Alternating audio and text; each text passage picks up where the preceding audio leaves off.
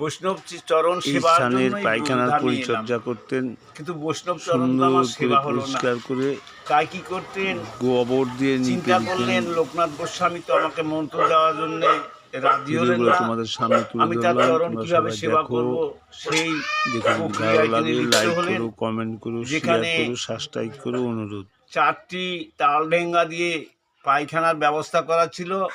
সেখানে গিয়ে এই লোকনাথ গোস্বামী পায়খানা করতেন। সেই পায়খানা মলমূত্র যা ছিল সেসব পরিষ্কার করতেন। নিশিতে গিয়ে চিন্তা করছেন বৈষ্ণব সেবাটা তো হলো, কারণ হয়তো কোনোদিনই এই লোকনাথ গোস্বামী আমাকে কৃপা করবে না। এই চরণ সেবা করি আমি জানবো যে না, আমি তবুও একটু বৈষ্ণবের চরণ সেবা করছি। এমনি করে প্রতিনিয়ত সেবা করে চলেছেন, জল এনে দিতেন। তাই একদিন লোকনাথ গোস্বামী চিন্তা করলেন যে না, এইখানে আমি তো পায়খানা প্রস্রাব করি, কিন্তু সেটা কে পরিষ্কার করে?